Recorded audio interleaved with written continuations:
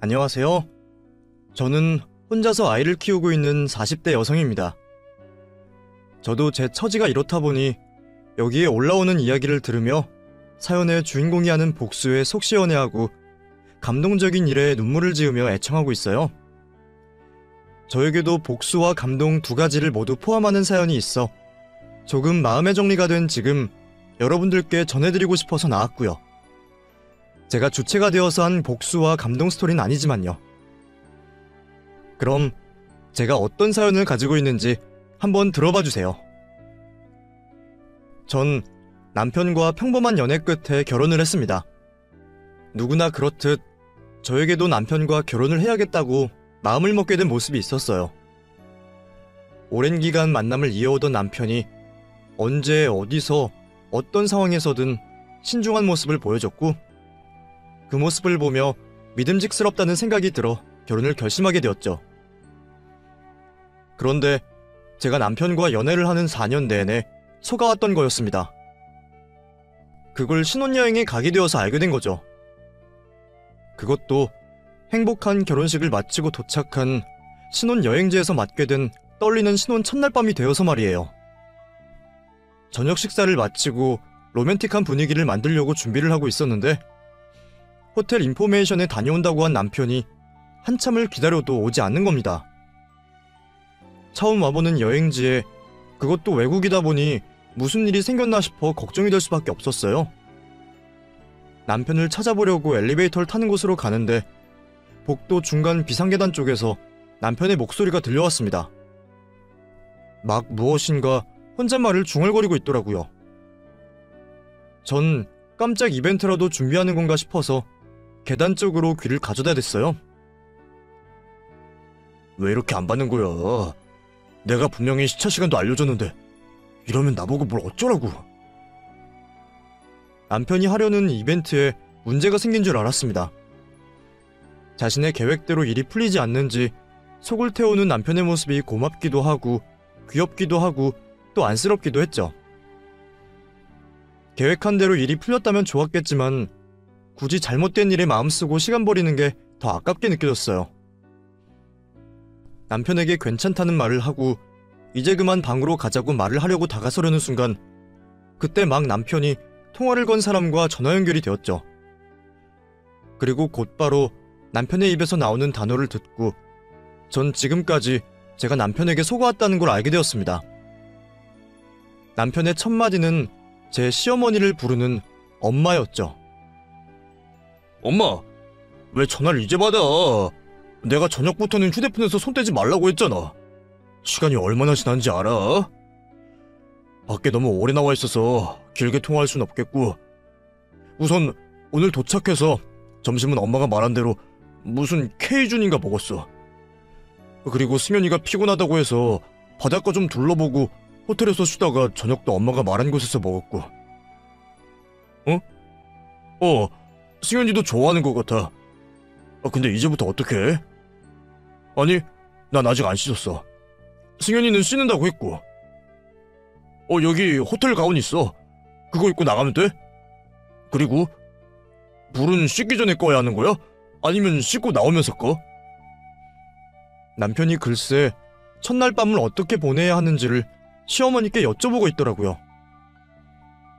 이곳에는 차마 적을 수 없지만 부부관계에 있어서 지극히 사적인 이야기까지 한 걸 보니 연애 4년 동안 남편과 어머님께서 어떻게 해왔는지 알 것 같았습니다.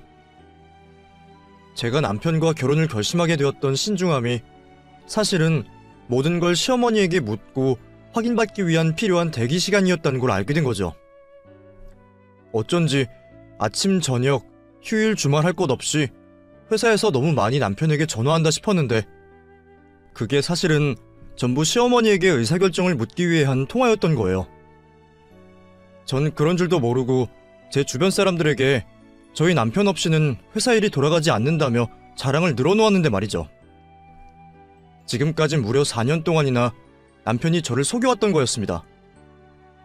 화가 났던 저는 방으로 들어가 문을 걸어 잠그고 분위기를 잡으려 준비했던 와인을 병째 마시게 되었죠. 남편과 다툼이 벌어지면 그대로 밖으로 나가버리려 옷도 갈아입었습니다. 이후 시어머니에게 첫날 밤에 대한 모든 지시를 다 전달받았는지 남편이 방으로 들어오려고 했죠. 문이 열리지 않자 문을 두들기며 절 부르는 남편에게 문 반대편에서 사실대로 말하라며 묻게 되었어요. 당신 지금까지 뭐하고 있었어? 뭐하긴, 밑에 인포메이션에 내일 일정에 필요한 거 묻고 왔지.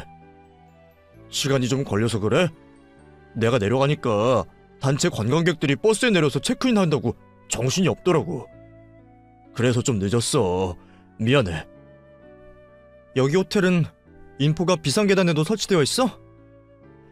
그리고 난 단체 관광객이라고는 콧배기도 못 봤는데. 왜? 이런 상황은 어머님께서 안 알려주셨어? 거짓말이 바로 안 튀어나오네?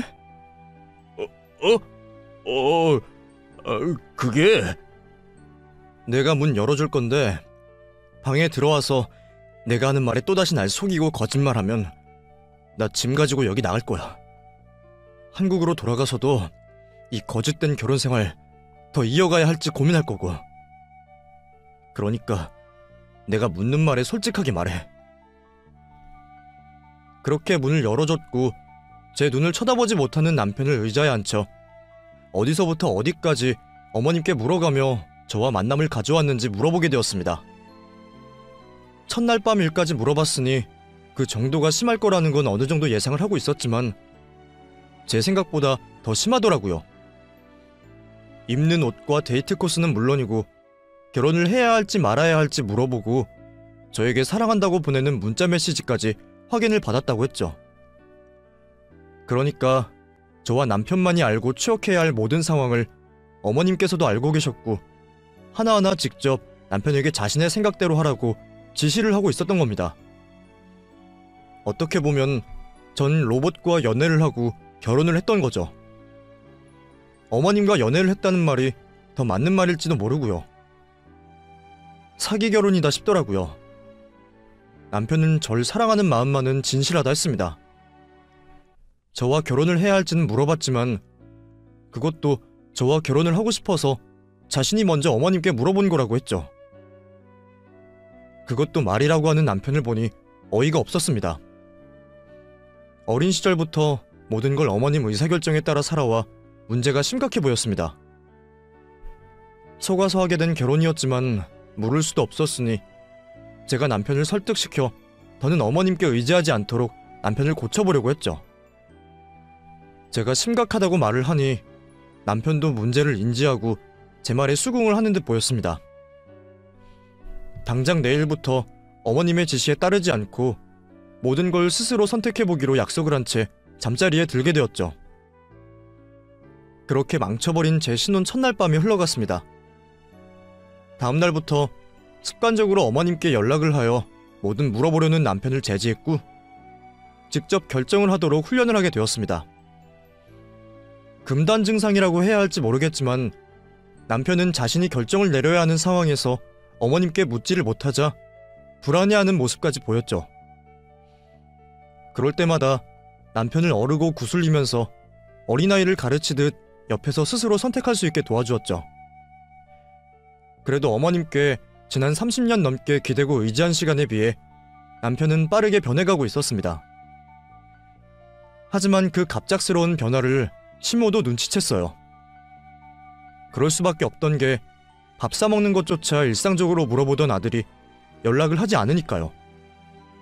시모는 그 이유가 당연히 저에게 있을 거라고 생각했고 아들에게 변한 이유를 묻게 되었죠. 남편 말로는 끝까지 말을 안 하려고 노력을 했다는데 그 말에 대한 진위 여부는 모르겠고 어찌되었든 시모가 저 때문에 자신의 아들이 변한 걸 알게 되었습니다. 그리고 곧장 저를 집으로 불러들여 자신의 아들을 망치지 말라는 막말을 쏟아냈죠. 네가 우리 한석이한테 나한테 그만 전화라고 했다며? 너 무슨 생각으로 엄마와 아들 사이를 갈라놓으려고 하는 거냐? 갈라놓으려고 하는 게 아니고요. 한석씨가 너무 사소한 것까지 어머님께 묻고 그대로 행동하니까 이제는 스스로 생각하고 행동하라고 한 거예요. 그래, 네 입으로 잘도 말하네. 그게 모자 사이를 갈라놓는 거지. 너 네 남편 벌써부터 길을 잡고 네 손바닥 안에 놀게 하려는 것 같은데 내가 좋은 말로 할 때 그만해라. 어머님, 한석 씨 어린애 아니에요. 다 큰 성인이라고요. 집안의 일이나 큰일이면 몰라도 팬티 한 장 있는 것까지 어머니께 묻고 허락받으면 안 되죠. 한석 씨 아끼시는 마음은 저도 잘 알겠는데 이제는 한석 씨 좀 믿으시고 놔두세요. 너는 말을 좀 이상하게 한다? 뭘 믿고 못 믿어? 내가 우리 한석이 뭐든 잘 되라고 확인하는 거지. 우리 한석이가 내 말 안 들어서 잘 안 된 게 있다고 하디? 자식이 부모 말 따르는 게 당연한 거지. 네가 뭔데 이래라 저래라 하는 거야. 주제 넘지 말고 괜히 우리 아들 망치려고 하지도 말아라. 내 아들이니까 내가 알아서 할 거다. 저로서는 당초에 납득이 되지 않는 말이었고 더 이상은 좋게 말이 나오지 않았습니다. 며느리로서의 선은 지켰지만 저도 제 불만에 대해서 전부 다 이야기했죠. 그러다 보니 서로 목소리가 격앙될 수밖에 없었어요. 중간에 아버님께서 개입을 하셔서 시모에게 화를 내고 그만하라는 말로 인해 얼렁뚱땅 이야기가 마무리되었지만 그날 이후 전 시모에게 단단히 찍혀버렸습니다. 시집살이와 차별 대우가 시작된 거죠. 일부러 저에게 골탕을 먹이려고 작정한 시모의 행동들은 전부 다 참을 수 있었습니다. 아버님 눈치가 보여 저희 집으로 막무가내로 밀고 들어와 별의별 일을 다 시켜도 일부러 약을 올리려 눈 하나 깜짝하지 않고 시키는 일을 다 했어요. 헛걸음과 헛수고를 하게 만들어도 항상 웃는 얼굴로 아무렇지 않은 척하며 저도 맞대응을 했죠. 남편에게 고깃국을 주고 저에게는 맹물을 탄 국물만 주는 일은 허다했고 부피만 큰 빈 상자를 선물하는 건 차별 대우에 들어가지도 않았습니다. 정말 유치하고 치사한 일들이 많았지만 다 참을 수 있었죠. 문제는 남편 놈이었어요. 모든 상황을 알고 있으면서도 저에게 괜찮냐는 말 한마디 안 하는 남편 때문에 열이 받고 화를 내기 시작했죠. 그러면 또 마마보이인 남편은 그걸 또 자기 엄마에게 쪼르르 달려가 일러 바치고는 했어요. 저도 질 수는 없으니 시집살이를 당하더라도 또 남편에게 뭐라고 했고요. 그런 남편과 시모를 두고도 이혼을 하지 않던 건 딱 두 사람 때문이었습니다. 한 명은 제 분신과도 같은 아들이었고 한 분은 제 시아버님이었죠. 아들의 경우 다른 설명 없이도 이해가 되실 텐데 뜬금없이 등장한 시아버님 때문에 왜 그런지 많이들 궁금하실 거예요. 제 아들 민호가 태어나기 전부터 시아버님께서는 제게 유일하게 그 집안에서 힘이 되어주시는 분이었습니다. 남편과 시모와는 결이 다르신 분이었죠. 처음 뵙고 인사를 드릴 때부터 아버님께서는 며느리 사랑은 시아버지라는 말에 맞게 절 무척이나 아껴주시고 사랑해주시는 분이셨어요. 아버님께서는 제가 시모에게 괴롭힘을 당할 때마다 뒤에서 챙겨주시고 다른 일을 시키시는 척하시며 그 자리를 피하게 만들어주셨죠. 그뿐만이 아니라 시모가 너무 심하게 제게 뭐라고 할 때는 시모 앞을 가로막으시고 화를 내시기도 하셨습니다. 자신의 아들에게도 똑같이 행동하셨죠. 제 입으로 직접 남편이 한 마마보이 짓을 아버님께 이른 적이 없었지만 아버님께서는 모든 걸 다 아시는 것처럼 항상 남편을 볼 때마다 정신 좀 차리라는 말씀을 누누이 하셨습니다. 김한석이, 너 요즘은 승현이한테 잘하고 있어? 당연히 잘하죠. 그러니까 오늘도 집에 같이 오죠. 잘하기는 내가 승현이 얼굴 보면 다 알아. 네가 얼마나 승현이 속을 썩히는지. 너 요즘도 네 엄마한테 이거 할까 저거 할까 이러면서 치마폭에 쌓여있지? 다 큰 남자 새끼가 창피하지도 않냐? 너도 남자면 이제 민호 보기에 창피한 짓은 그만해라. 승현이 속 좀 그만 썩히고. 혹시라도 승현이 눈에서 너 때문에 눈물 한 방울이라도 떨어진 날에는 너 내가 엄마 소리도 못 나오게 두들겨 패줄 테니까 꼭 기억하고 있어. 아버지 말씀을 하셔도. 야, 김한석, 내가 농담하는 것 같아? 아니요. 알겠어요. 승현이한테 잘할게요. 남편과 시모가 하는 짓에 대해 아버님께 말하고 싶은 것들은 많았지만 아버님 성격을 알았던 탓에 입을 다물 수밖에 없었죠. 과거 운동을 하셨던 아버님께서 화를 내셨다가는 시모와 남편이 작살날 걸 알았거든요. 두 사람을 작살내고 싶은 적도 많았지만 그래도 아버님께서 저에게 해주시는 것 때문에 그 정도 난리를 만들 마음까지는 들지 않았어요. 시모와 남편 두 사람이 절 괴롭게 하는 것보다 아버님께서 저에게 주시는 사랑이 더 컸으니까요. 그런 아버님이 곁에 있어 주시는 게 감사해서 저도 아버님께 무조건적으로 잘해드리려 했습니다.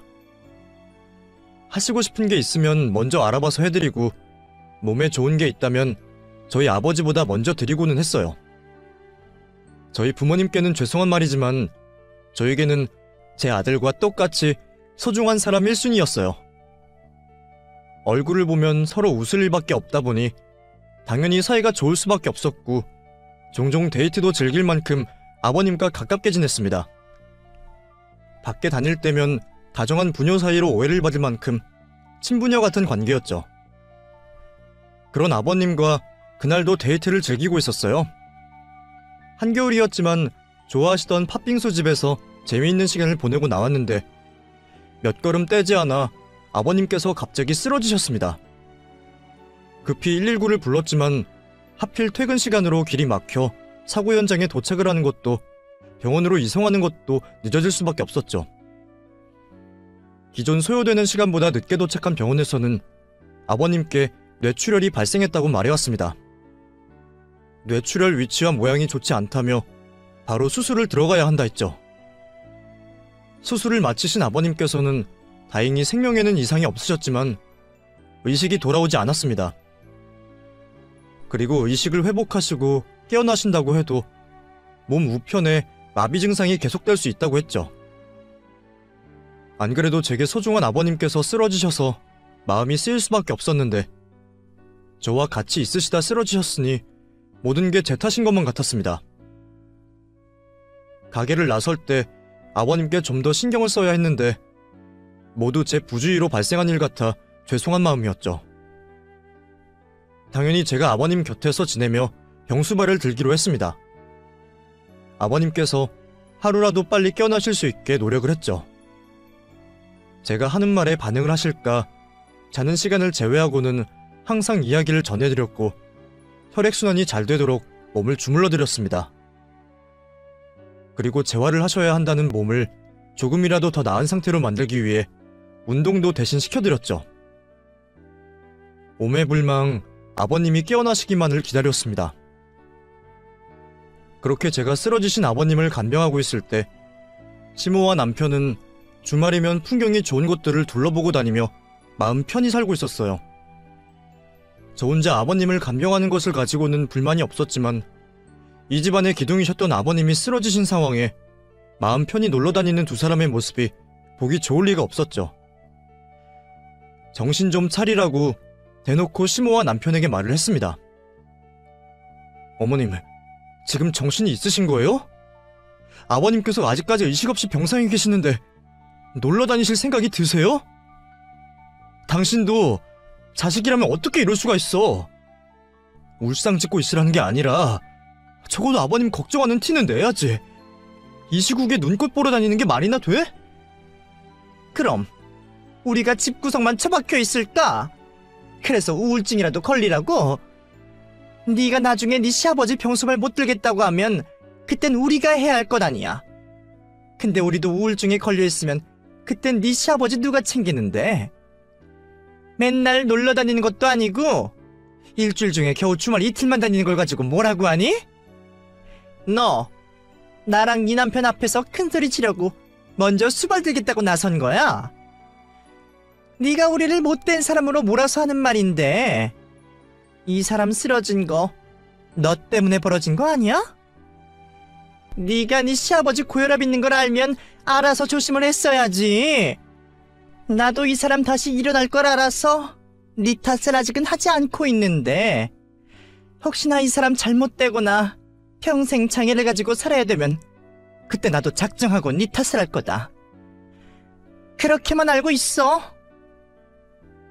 그 말다툼을 계기로 저와 시모 사이는 점점 나빠지기 시작했습니다.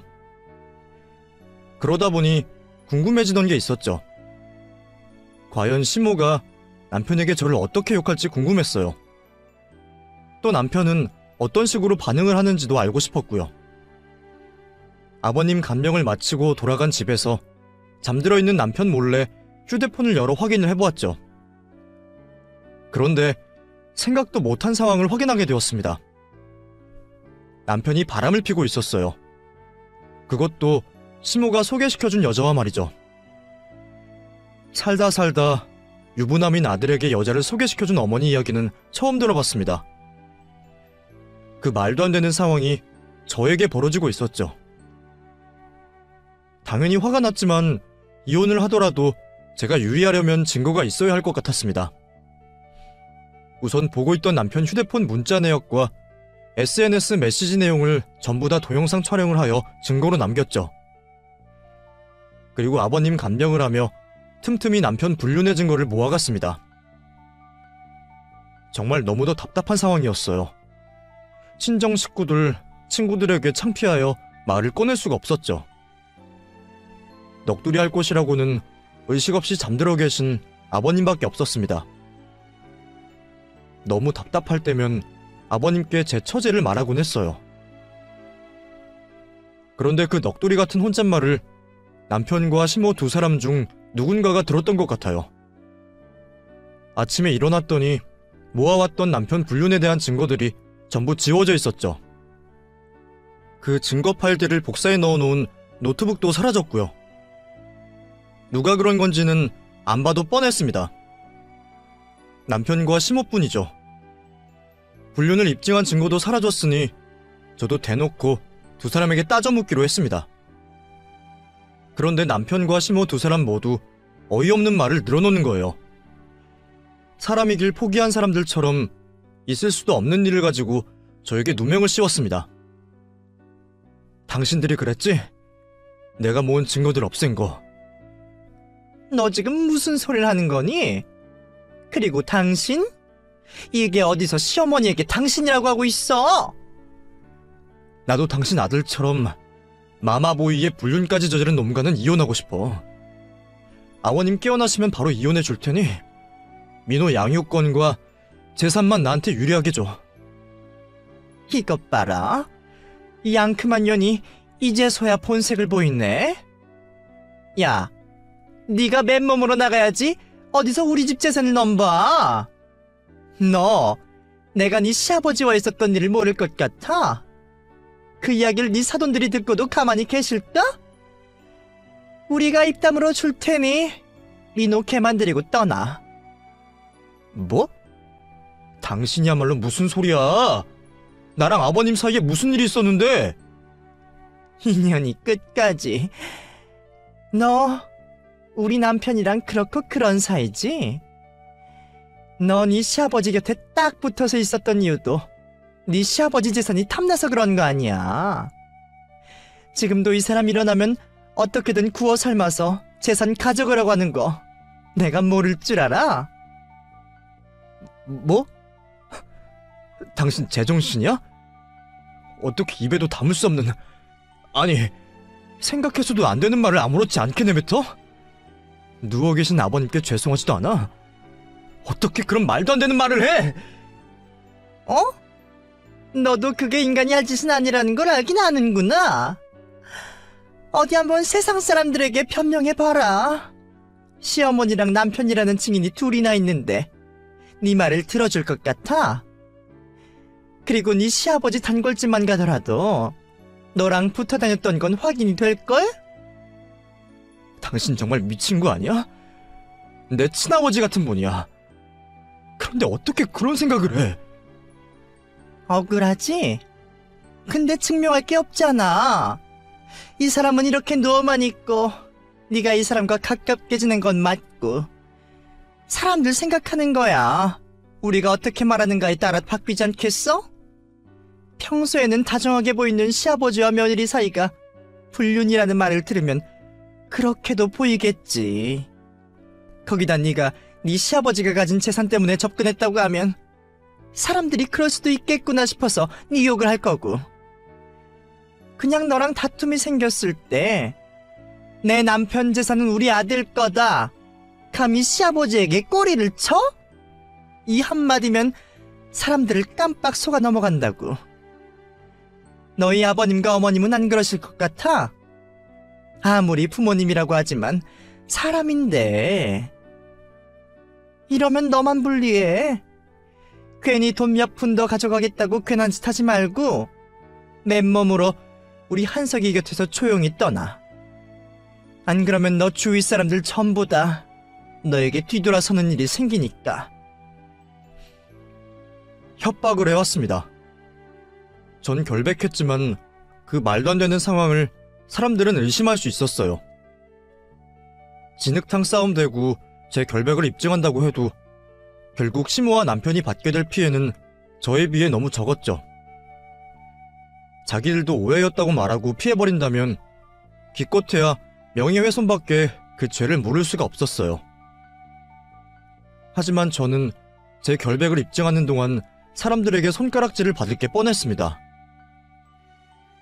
이번에도 억울하지만 누구에게도 터놓을 수 없는 이야기였고 아버님께 또 한탄을 늘어놓게 되었죠. 이야기를 하다 저도 모르게 감정이 격해져 엎드려 눈물을 흘리고 있었어요. 그때 침대에 올려진 제 손 위로 어떤 촉감이 느껴졌습니다.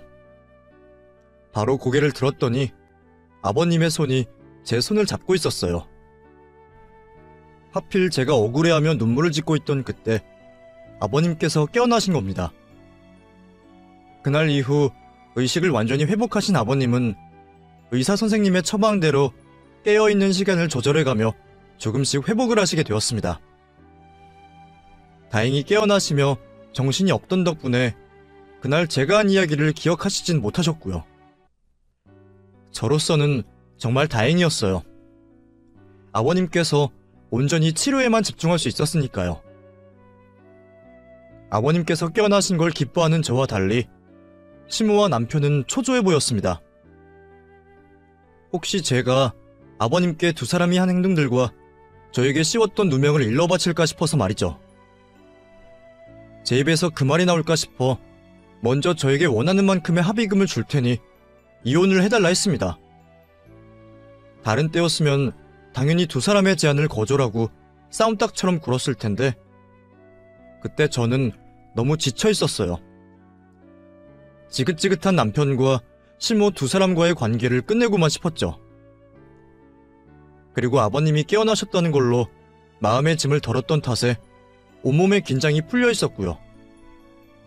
저 역시 그 돈을 받은 걸로 하고 남편 그리고 시모와의 악연을 끝내기로 했습니다. 남편과의 결혼 생활을 마무리하기로 했었기에 아버님과 보낼 시간도 얼마 남지 않았었습니다. 완전히 회복을 하신 모습을 꼭 보고 싶었는데 그 순간을 함께하지 못하게 된 것이 아쉬웠어요. 그래서 얼마 남지 않은 시간은 최대한 아버님과 많은 시간을 보내기로 했죠. 제가 떠나기 전까지 조금이라도 더 이전과 같이 아버님을 회복시켜드리고 싶었거든요. 그렇게 아버님의 재활을 돕던 중에 아버님께서 시모와 남편을 병원으로 직접 부르셨습니다. 저와 남편이 이혼한다는 사실을 모르고 계셨던 아버님께 제 불편한 모습을 보이기 싫었던 저는 일이 생긴 척하며 자리를 떠나려고 했죠. 그런데 아버님께서는 온 가족들이 모인 자리에서 하실 말씀이 있다고 하셨어요. 어쩔 수 없이 자리를 지킬 수밖에 없었고 남편과 시모와 함께 있는 불편한 자리를 가지게 되었습니다. 아버님께서는 온 가족이 병실에 모이자 저에게 서랍에 있는 종이를 꺼내오라고 하셨고 남편과 시모에게는 앞뒤 설명 없이 도장을 찍으라는 한마디 말씀만 하셨어요. 저를 포함해 남편과 시모 모두 아버님의 뜻을 알 수 없는 말씀에 어리둥절하고 있었죠. 저는 아버님께서 시키신 대로 서랍에서 종이를 꺼내게 되었는데 그곳에는 재산 증여에 대한 서류가 있었습니다. 아버님께 서류를 건네드려야 해서 아주 잠깐 훑어볼 수밖에 없었지만 제 이름이 있다는 건 보였죠. 그때까지만 해도 쓰러지신 아버님께서 생전에 재산에 관해 정리를 하시는 걸로만 알았어요. 제 이름이 있다고 하나 곧 남편과 이혼을 한 후에는 이 집안 사람이 아니었기에 크게 관심을 가지지 않았죠. 제게 서류를 넘겨받은 아버님께서는 곧장 두 사람에게 그 서류를 들이미시면서 사전에 가져오라고 한 도장을 찍으라 하셨어요. 도장 찍어. 이게 무슨 서류인데요? 아픈 사람이 이런 건 또 언제 준비했고. 무슨 내용인지 보고 도장 찍읍시다. 전 빨리 이 시간을 끝내기만을 기다리고 있었고 시모와 남편은 아버님께 받은 서류를 읽고 있었죠. 그런데 서류를 들고 있던 시모의 손이 부들부들 떨리기 시작하더니 갑자기 저를 째려보았습니다. 딴 여자와 바람난 지 아들놈과 이혼까지 해주는 마당에 왜 나를 째려보나 싶더라고요. 저도 밀리지 않으려고 똑같이 시모를 노려보았죠. 그리고 곧바로 남편 입에서 시모가 왜 저를 째려보는지 알게 되는 말이 흘러나왔습니다. 아버지, 여기 이름을 잘못 적으신 것 같은데요. 아무래도 수정하셔야 할 것 같아요. 증여받는 사람이 승연이로 되어 있어요. 승연이가 받을 돈이니 승연이 이름이 적혀있지. 나도 몸 아픈 내가 못 믿어서 몇 번이고 확인해봤다. 도시 하나 틀린 것 없으니 잔말 말고 얼른 도장이나 찍어. 아버지, 저랑 엄마가 아버지 충격받으실 것 같아서 미처 말씀을 못 드렸는데 저랑 승연이 곧 갈라설 거예요. 다시 합칠 가능성도 없고요. 이런 거 작성하시면 최소한 엄마랑 상의는 하시고 작성하시지. 저희가 이런 상황 설명 못하고 덜컥 도장 찍었으면 어떡할 뻔했어요. 이 종이는 제가 파쇄할게요. 너희 새끼, 내가 쓰러져서 몸이 좀 불편하다고 정신까지 놓은 줄 알아? 그 서류 내려놔라. 아까 말했듯이 그 서류 네 이야기 듣는다고 문제될 것 없는 서류이니까 얼른 도장이나 찍어. 네? 도대체 무슨 말씀하시는 거예요? 방금 제가 한 말 이해를 못하셨어요? 저 승윤이랑 곧 이혼한다니까요? 곧 남남이 될 거라고요. 그런데 왜 아버지께서 승윤이에게 재산을 증여해주세요? 그리고 저희 아버지 기대에 못 미치니까 못 믿어서 재산을 안 주신다고 하더라도 엄마가 살아계시잖아요. 우선순위를 따지고 보면 엄마가 받아야죠. 여보, 당신 아직 회복이 덜 되었나 봐. 여기서 더 말하면 혼란스럽기만 하고 몸에도 더 안 좋을 수 있으니 내가 의사 선생님 불러올게. 이 서류는 검사 받고 당신 정신이 맑을 때 그때 다시 이 서류 가지고 이야기합시다. 이것들이 정말 몸 아픈 사람한테 계속 두 번 말하게 할 거야? 두 사람 다 내 재산 받을 자격 없으니 우리 승연이에게 내가 주겠다고. 내가 두 사람이 승연이 쫓아내려고 작당모의 한 걸 몰랐을 것 같아. 한석이 너희 새끼 결혼해서 애까지 있는 놈이 아랫돌이 아무렇게 하고 다니고 자식 새끼 엇나가면 똑바로 가르쳐야 할 애미라는 게 외도를 하는데 부축이야. 이것들이 아주 우리 김씨 집안을 콩가루 집안으로 만들려고 용을 쓰지.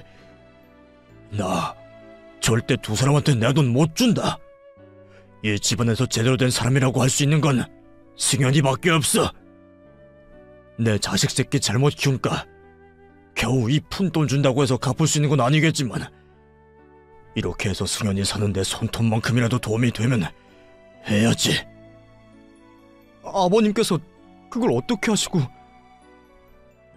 언제부터 네가 아는 이야기가 들렸는지 나도 정확히 기억이 나지 않는다만 네가 울면서 저 두 사람에게 당한 일을 누워있는 내게 말했을 때부터는 또렷하게 기억이 난다. 그래서 그때 깨어났을 때부터 지금까지 너에게 어떤 도움을 줄 수 있을지 생각해봤어. 그리고 어떻게든 빨리 이 병상을 털고 일어나야 너에게 도움이 될 것 같아서 재활도 열심히 받았고. 승윤이 네가 저 두 사람에게 받은 상처를 생각하면 두 사람에게 똑같이 내가 되갚아주고 싶은데 몸도 이렇고 똑같이 할 방법이 없더구나. 네 마음의 상처는 치료해주지 못하더라도 이 돈으로 앞으로 생길 현실적인 어려움은 조금 해결해줄 수 있을 것 같아서 너에게 증여를 하기로 했다. 미안하다, 아까. 내가 우리 집안 사람 관리를 옳게 못했구나. 내가 대신 잘못했다고 빌고 사과하마. 용서도 하지 말고 마음껏 욕하고 미워해도 돼. 다만 이번 일로 너 스스로에게 상처가 될 행동만 하지 말아다오. 아버님께서는 자세히는 아니지만 남편과 시모가 저에게 저지른 짓을 알고 계셨습니다. 아버님께서 그 사실들을 알게 되신 건 정말 기적이라고밖에 설명할 수 없는 상황이었어요. 의식이 없는 아버님께서 그 시간에 남편과 시모가 저지른 잘못에 대해 억울해하며 말을 하는 제 목소리를 듣고 깨어나셨다는 건 정말 거짓말 같은 일이었습니다. 하지만 그때는 그 놀라운 사실보다 아버님께서 저를 생각해 주시는 말씀이 너무도 와닿고 위로가 되어 다른 생각을 할 수 없었어요. 저도 모르게 지금까지 참아내고 있던 눈물을 흘리며 울게 되었죠.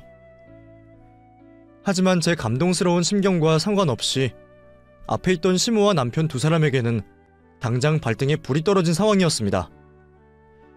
아버님께서 자신들의 잘못을 알고 있으니 서류에 적혀진 내용처럼 집안의 재산을 모두 빼앗길 상황에 놓여 있었거든요. 아버님이 어떤 옳은 말씀을 하셔도 자신들의 재산을 지키기 위해 쉽게 물러날 사람들이 아니었습니다. 여보, 아무리 그렇다고 해도 이걸 재산과 결부시키면 안 되지. 어찌되었든 간에 이거는 한석이와 승현이 사이에서 해결할 일인데 왜 제3자가 끼어들려고 해. 한석이가 결혼 생활하는데 잘못을 했으면 합당한 처벌을 받고 위자료 명목으로 배상하면 되는 걸 왜 당신이 집안 재산까지 마음대로 결정하면서 애를 도와주려고 하냐고. 그리고 요즘에는 우리 때와 다르게 불륜이 죄가 아니라니까. 이혼 사유는 될 수 있어도 다른 사람을 사랑하는 게 죄는 아니라고. 그리고 그 재산 당신이 벌었다는 이유로 마음대로 결정하면 안 되지. 집안 살림은 누가 하고 애는 누가 키웠는데. 나도 우리 집이 이 정도로 살고 당신이 바깥 일에만 집중할 수 있게 만든 몫이 있어.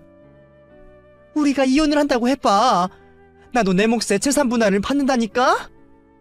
그런데 당신이 우리 모자가 마음에 안 든다는 이유만으로 재산 대부분의 돈을 얘한테 주는 건 말이 안 되지. 맞아요. 아버지도 뉴스나 신문에서 보셨을 거 아니에요. 요즘에는 형제들끼리도 부모님 재산 상속받을 때 정당한 내목 찾으려 소송도 하고 그래요. 당연히 법원에서는 그 몫을 인정해주기도 하고요. 제가 이 집안의 친자식입니다. 저도 따지고 보면 우리 집 재산을 나눌 때 제 몫을 요구할 수 있는 사람이라고요. 당연히 피 한 방울 섞이지 않은 승현이보다 제 몫이 더 크고요. 아버지가 이렇게 나오시면 저랑 엄마도 어쩔 수 없이 법에 호소를 할 수밖에 없어요. 그러면 가족 간에 이러니 저러니 감정의 골만 깊어지고 아는 사람이나 친척분들에게 가족들끼리 뭐하는 짓이냐고 손가락질만 받죠. 조금만 깊게 생각하시면 여기 있는 사람들 다 좋게 좋게 끝낼 수 있는 일인데 너무 승현이 편에 서서 생각하시지 말아주세요. 저는 이런 상황이 벌어질 줄도 몰랐고 법에 대해서 잘 알지도 못했습니다. 하지만 시모나 남편이 말하는 말들이 틀린 말이 아니라는 건 대중매체들을 보며 알고 있었죠. 애초에 남편과 이혼을 결심하며 약속한 돈 이외에 바라지도 않았기에 그날 아버님께서 보여주신 행동들로 전 충분히 만족했고 앞으로 살아가는 데 있어서 큰 힘이 될 것 같았어요. 괜히 저 때문에 아직 회복을 하셔야 하는 아버님 몸만 상하시고 남은 가족들에게 미움이라도 받을까 걱정이 되어 제가 물러서겠다고 말했죠. 저도 제가 그 큰 돈을 받을 자격이 있다고 생각하지 않아요. 아버님, 지금 말씀해주신 것과 행동하셨던 것만으로도 저는 충분합니다. 어차피 한석 씨와 이혼하기로 하면서 약속한 돈도 있어서 괜찮아요. 신경 쓰시면 몸에도 좋지 않으니 제가 아버님 재산 받을 자격 없는 걸로 하고 가족들 간의 의견 대립은 그만하시는 걸로 하시죠. 그래, 너 말 잘했다. 네가 곧 남남이 되는 이 상황이 되어서야 예쁜 말 좀 하는구나. 여보, 승현이 말 들었지? 당신이 주겠다고 하면 뭐해? 받아야 하는 사람이 싫다고 거절을 하는데. 승현이 말처럼 가족들끼리 돈 가지고 음성 높이고 감정 내세워서 되겠어? 그만하고 내가 한석이한테 이혼 도장 찍게 되면서 약속했던 것보다 더 챙겨주라고 할 테니까 그만 마음 놓고 있어. 당신은 당신 몸이나 생각하면 될 것을 왜 새 출발한다고 신난 얘까지 챙겨주려고 해? 제가 그 자리에 더 있어봤자 분란만 더 만드는 것 같아 자리를 떠나려고 하는데 아버님께서 생각지도 못한 말씀을 하셨습니다. 승현이가 지금 안 받는다고 해도 어떻게 해서든 내가 줄 거다. 그리고 두 사람이 자꾸 내 목, 네 목 짓거리는데 나도 다 방법이 있어. 내가 내 돈 가지고 당진하면 그건 두 사람이 무슨 수로 막을 거야. 내가 승현이에게 선물로 현금화될 만한 걸 선물하면 무슨 수로 두 사람 몫을 챙길 거냐고. 법적으로 문제가 있는지 확인만 하고 내가 오늘부터 꾸준히 승현이에게 선물을 해주면 되겠네. 고맙다. 두 사람 때문에 내가 더 열심히 재활을 해야 할 이유가 생겼어. 내가 열심히 재활을 해서 선물 고르는데 오랫동안 걸어다닐 수 있는 다리를 만들어 보기로 하지. 자, 또 막을 수 있는 거 생각해봐. 정 안 되면 내 재산 다 태워버리든 묻어버리든 해서 두 사람에게 한 푼도 못 가게 만들 거니까. 기발한 생각 한번 해보라고. 집안의 재산을 어떻게 해서든 빼앗기지 않겠다고 하던 시모와 남편처럼 아버님 또한 어떻게 해서든 가지고 계신 재산을 저에게 주시겠다는 모습이셨습니다. 당연히 시모와 남편이 당황할 수밖에 없었죠. 두 사람이 재산 증여에 대한 아버님 생각을 인정할 수 없다고 했지만 어떤 말을 해도 아버님의 고집을 꺾을 수 없었죠. 너네 둘 계속 이러다가는 그나마 내가 조금이라도 주려고 했던 돈마저 다 잃게 된다. 그 돈이라도 받고 싶으면 내 마음 바뀌기 전에 얼른 도장 찍어. 그나마 조금 남은 재산이라도 받고 싶으면 지금이라도 서류에 도장을 찍으라 하시는 아버님의 협박과도 같은 말씀을 두 사람은 따를 수밖에 없었습니다. 결국 서류에 도장을 찍게 된 거죠. 이후 저와 남편은 이혼을 하게 되었고 아버님의 회복을 끝까지 도와드리지 못하고 곁을 떠나게 되었어요. 아직 몸이 성치 않으신 아버님 걱정이 되었습니다. 본래도 정신을 못 차리던 시모와 남편인데 재산 관련 문제로 아버님께 억하심정을 가져 제대로 된 치료를 못 받게 하면 어떡하나 싶었죠. 그런데 아버님께서도 생각이 다 있으셨더라고요. 우선 아버님께서는 저에게 주셨던 재산 외의 금액으로 자신의 치료를 받으며 평생 지내게 될 실버타운에 입주를 하셨습니다. 그리고 자신을 며느리와 불륜관계로 몰아가려고 했던 시모와 이혼을 하셨죠. 그래서 다행히 번거롭게 통원을 하시며 재활치료를 받으시는 것보다 더 나은 환경에서 재활을 하시고 지내실 수 있으셨어요. 아버님께서는 제 머리로는 생각할 수도 없을 만큼의 번뜩이는 아이디어를 생각해내신 겁니다. 아버님께서 실버타운에 가신 이후로는 제가 편하게 아버님을 만나뵐 수 있었습니다. 그리고 아들과 단란하게 잘 살고 있는 지금도 아버님을 매주 뵈며 건강을 신경 써드리고 과거와 같이 부녀 사이처럼 지내고 있고요. 잘못한 결혼이 제 인생의 오점이긴 하지만 대신 평생 제 편이 되어주실 아버님을 만날 수 있게 되어 그나마 다행이라고 생각하고 있어요. 지금도 저를 보고 미안해하시는 아버님을 위해서라도 아들 민호와 행복하게 잘 살아가야죠. 한부모 가정으로서 힘든 일도 많겠지만 저에게 힘이 되어주는 친정 가족들과 아버님을 생각해서 잘 이겨내도록 하겠습니다. 그럼 제 사연을 끝까지 들어주셔서 감사합니다.